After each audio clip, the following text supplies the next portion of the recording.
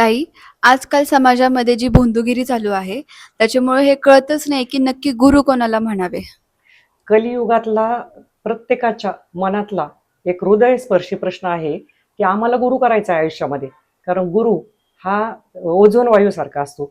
जसं सूर्याचे अतिरिक्त किरण पृथ्वीवर येण्यापासून विषारी किरण ओझोन वायू येऊ देत नाही, चांगलेच किरण पृथ्वीपर्यंत पोहोचवतात. त्याचप्रमाणे गुरु आपल्या आयुष्यामध्ये असतो.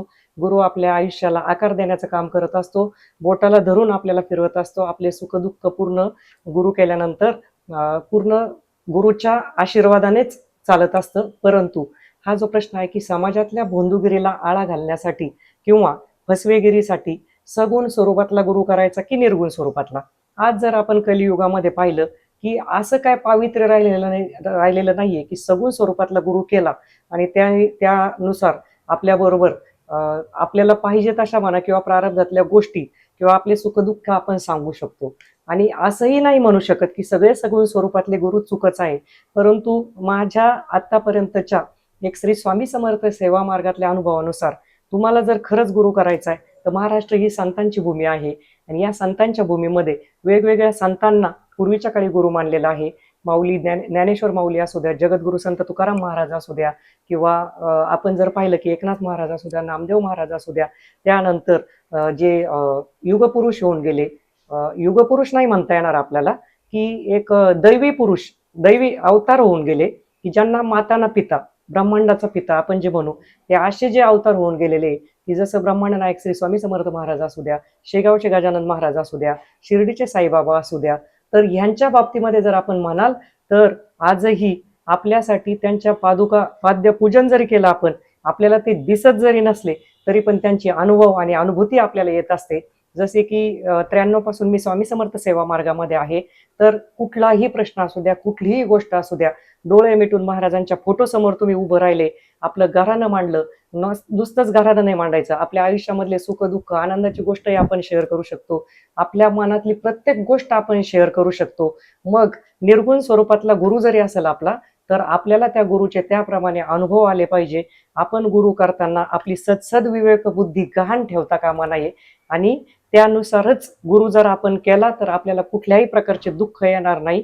फसवेगिरीला किंवा सगुण स्वरूपातील गुरु जे असतात काही काही, आज आपण पाहतोय की वेगवेगळ्या प्रकारच्या घटना घडत आहे, तर तिथं आपण किती वाहवत गेलं पाहिजे, किती स्वार्थीपणाने आपण त्यांच्यापर्यंत गेलं पाहिजे. कारण स्वार्थाशिवाय तर ते आपली नस ओळखत नाही, आपल्याबरोबर चुकीचे कृत्य करू शकत नाही. तर कुठलाही स्वार्थ न ठेवता जर आपण आपल्या निर्गुण स्वरूपातील गुरुला शरण गेलो तर नक्कीच आपल्या आयुष्यामधील होणाऱ्या घटना, वाईट घटनांपासून आपली सुरक्षितता होते आणि विवेक बुद्धी जागृत करण्याचं काम आपल्याबरोबर गुरु करत असतात. आणि आपल्या आयुष्यामध्ये ज्या गोष्टी आपल्याबरोबर प्रारब्धामध्ये 4 वर्ष भोग असेल तर ते भोग 2 वर्षामध्ये कमी करण्याचं काम आपला गुरु करत असतो आणि संकटाशी 2 हात करण्याचं सामर्थ्य गुरु आपल्याला देत असतात. आपल्याला कुठल्याही प्रकारची भीती वाटत नाही, कुठल्याही प्रकारच्या चुकीच्या माणसांपर्यंत आपल्याला गुरु जाऊन देत नाही. आणि म्हणूनच कुठल्याही गुरुच्या चरणावर डोकं टेकवताना 10 वेळा विचार करायचा. निर्गुण स्वरूपातील गुरु सोडून कुठल्याही गुरुचे पाद्यपूजन सगुण स्वरूपातील करताना किंवा सगुण स्वरूपातील गुरुवर विश्वास ठेवताना, चुकीच्या गोष्टी ऐकताना आपली भावनिक होऊन नको त्या गोष्टींना कॉम्प्रोमाइज करण्याची वेळ, पश्चात्तापाची वेळ नक्कीच येणार नाही. म्हणून आजच्या व्हिडिओमधून प्रत्येक व्यक्तीने बोध घ्यावा, गुरु कोणालाही करा, पण गुरुच्या अधीन जाताना आपली सदविवेक बुद्धी गहाण ठेवता कामा नये, भावनिक दृष्टीने आपलं शोषण होता कामा नये आणि आपल्या कुटुंबाला आणि आपल्याला स्वतःला त्रास होता कामा नये, याची दक्षता घेणं गरजेचं आहे. नक्कीच गुरु तुम्ही कोणालाही करू शकता, पण परत एकदा रिपीट करून शक्यतो निर्गुण स्वरूपातील गुरु केला तर एक चांगल्या प्रकारे आपली फसवणूक होण्यापासून, भावनिक छळ होण्यापासून, भावनिक शोषण होण्यापासून आपण वाचू शकतो. श्री स्वामी समर्थ.